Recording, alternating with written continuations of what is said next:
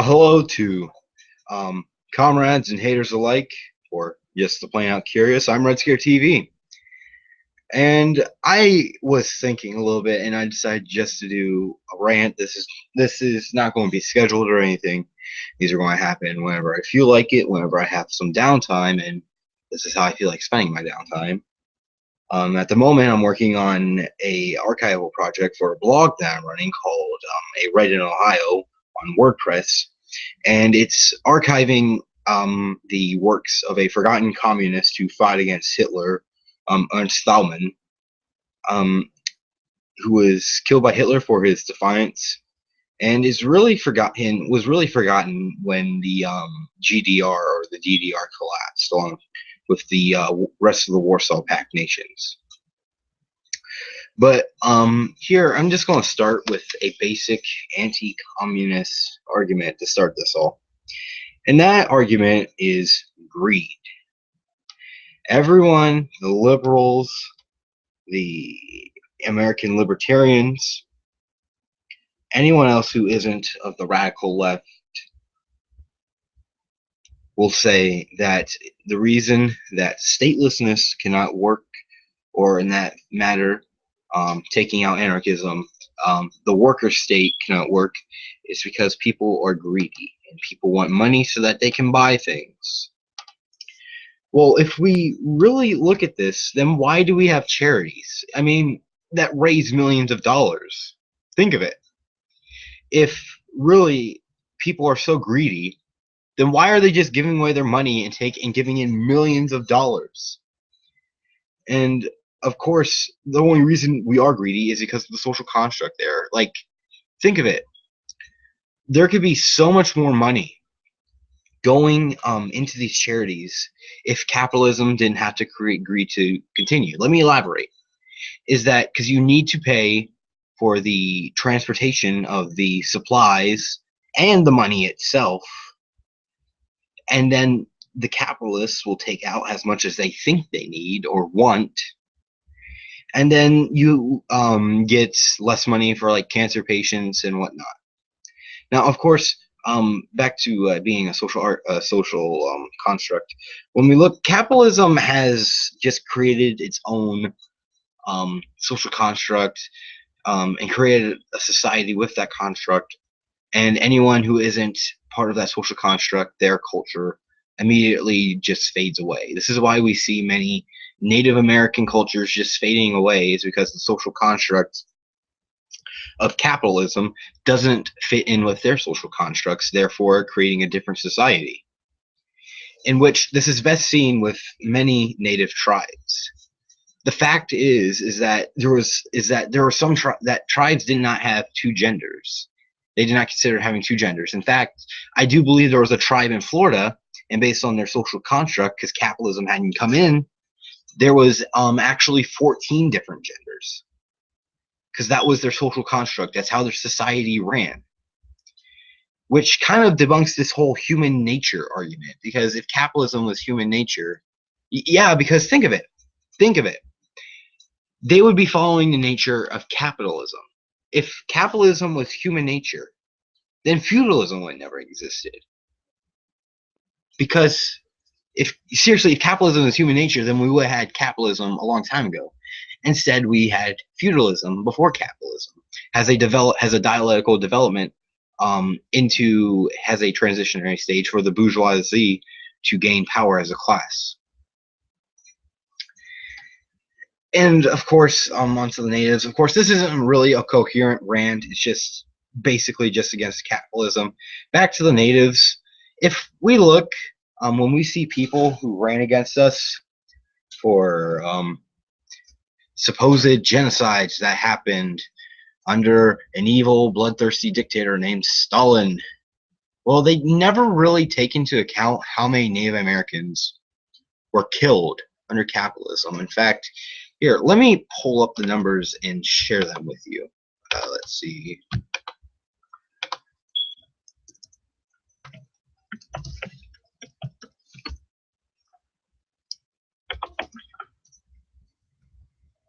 But anyways, it's like, we get these libertarian arguments too about how capitalism civilized the natives, but really they had their own nations.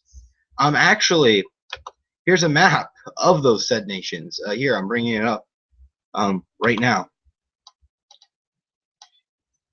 Okay. Share screen. Full screen. Here. You see this? This is all the nations right here. The Blackfoot, the Cree, the Suez, the Shawnee, the Cherokee, the Choctaw, the Apache. Look, this is Apache Nation right here. And then all these micronations inside of this. And the thing is that capitalism actually had to kill a lot of people to take out all of these nations through imperialism, which, of course, is somehow a communist idea. Just because it isn't capitalism in your standards doesn't mean that it's communism. I mean, with whatever these libertarians don't believe is capitalism, it's automatically communism. In fact, here, if you want to check this out, go to the Espresso Stalin. He has a very good article on all of this. And of course, I'll list his source. Let's see, but this is worse than anything. Right here, this is worse than anything any communist dictator should have done. In fact, I have a book right here. Here, I'll go grab it, and it has this.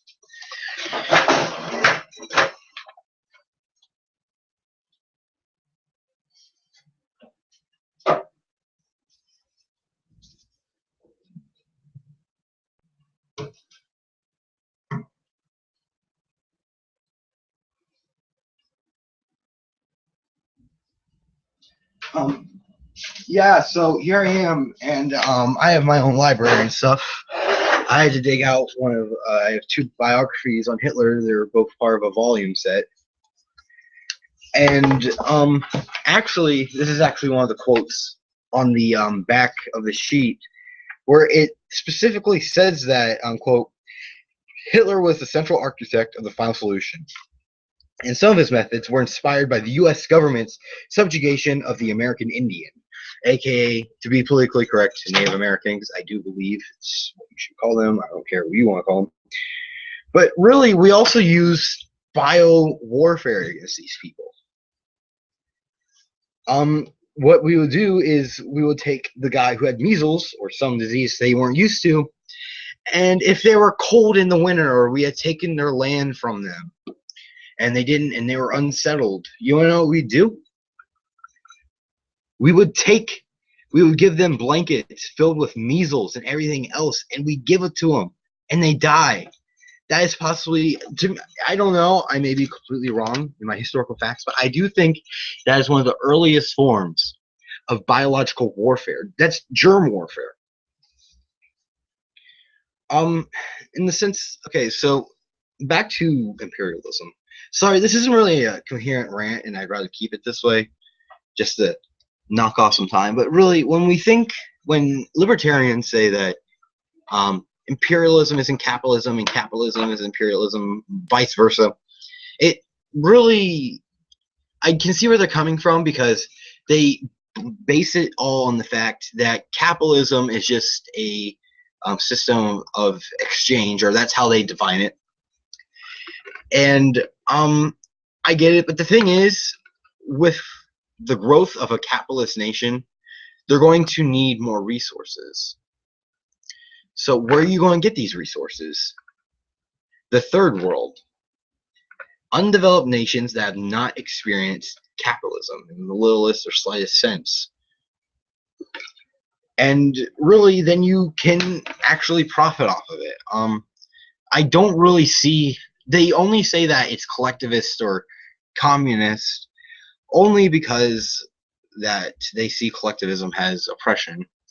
Even though, well, I guess democracy is the rule of the majority over the minority, the oppression of the minority voter, but still it's the popular vote. Anyways, that's another thing. These libertarians also talk about unfairness. But yet, when it comes down to it, I know, or at least I think I know, a lot of these people support a democracy in order to run things. Well, yeah, the thing is that democracies are still oppressive. Some someone's voting for one side, someone else is voting for the other side. Someone's not going to be happy. Anyways, this is all I have for this rant. If you have any more ideas for a next rant that could probably be a little more coherent, um, hit me up in the comment section and I'll see what I do. Also, don't forget, I know this is a beaten horse at the moment, but if you want to produce for RSTV, email me at mason.steiner@outlook.com. And as always, oh, wait a minute, hang on. I have one thing to announce. I have a video coming out tomorrow, and it's a screen capture that I did, and it's going to be for, and like, I'm going to start debunking anti-communist myths. This one is on Enver Hoxha and a policy they did that was supposedly against Muslims. Anyways, as always, peace out, comrades.